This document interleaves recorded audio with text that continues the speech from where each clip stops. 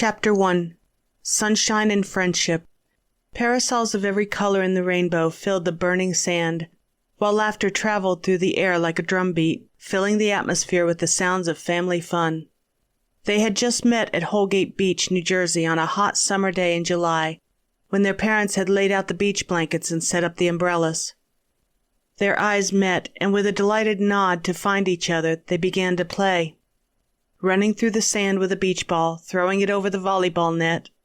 As their pace became faster, her long legs floated in the air, showing the stamina from her training as a ballet dancer. They ran to the ocean and dipped their toes into the cold water. They were thrilled, but afraid to go too deep, for the waves were over their heads. Instead, they braced themselves for the surge of waves that rolled in and crashed against their little bodies. Then they shrieked, giggled, and joined hands to run back to the safety of the dry sand. Their friendship deepened as they played for a week in the sun and sand, never thinking it would ever end.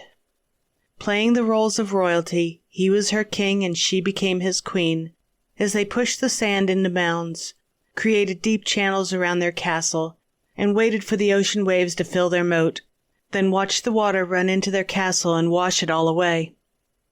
In the glare of the sun and the expanse of the ocean, they felt safe holding on to each other's hands.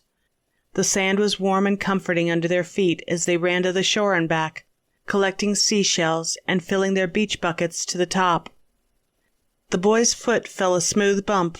He pushed away a layer of sand, and his coffee-colored eyes caught a gleam coming from an unusual shell. "This is better than the sandbox," she said, arms spread wide and her emerald eyes twinkling. "Sandboxes are for babies. I'm 10. He held the seashell up to examine his find. "I can't open this," he exclaimed, comically imitating her gestures and holding up the large clam seashell. His thick, dark eyebrows arched as he searched for an opening. Together, they tried using some pieces of driftwood. Finally, they found one long, thin stick that came to a point.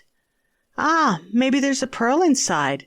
She laughed the way the 10-year-old would laugh, with genuine excitement. "If there is, I'll give it to you," he replied with a little sheepishness, blushing. "I wonder what kind of creature lived in this," she said, running her little fingers along the spiral from the tip to the base. Her eyes watched his slender fingers as he carefully pried open the shell with the sharp edge of the driftwood stick like a surgeon. She thought, "He has the fingers of a piano player." He gently handed her one piece of the shell. "It's empty! After all that work trying to get it open." "Oh, it's okay. Look at the colors. They're blue and pink. It smells like the ocean," she said as she held it up. Her eyes sparkled with wonder at something so beautiful as the sun caught the shiny hues of red in her hair. "I'll keep this piece and you keep the other. Then tomorrow we can bring them back here and use them for one of our castles." He spoke eagerly as a smirk played at the corner of his lip at the sight of his new friend. "That's a great idea. I can't wait. This is our spot. We have to meet right here tomorrow, same time." Her eyes became set on his. "My name's Cove. What's yours?" "Heather. Mom says it's a flower." "I don't know what mine means. It's just Cove." They didn't speak, but steadily gazed deeper and deeper into each other's eyes, and for a moment no words were spoken. They smiled, and as they slowly connected their halves of the shell, a sort of brightness shone around them. Something beautiful kindled within them. The memory became like a warm breeze to them when they recalled playing on a hot summer day and sharing a treasured shell that united their souls. The next morning was warm but sunless as the gray sky fell into a misty fog. Silhouettes of families set up their cabanas in opposition to the vast blanket of mist that hung over the sand. Cove's mother, Mary, couldn't help but notice other families carrying their blankets and coolers as they left their cottages for the beach, as she regretfully heaved another suitcase into the car. She gave her neighbor a wave, but wished she could stay another week.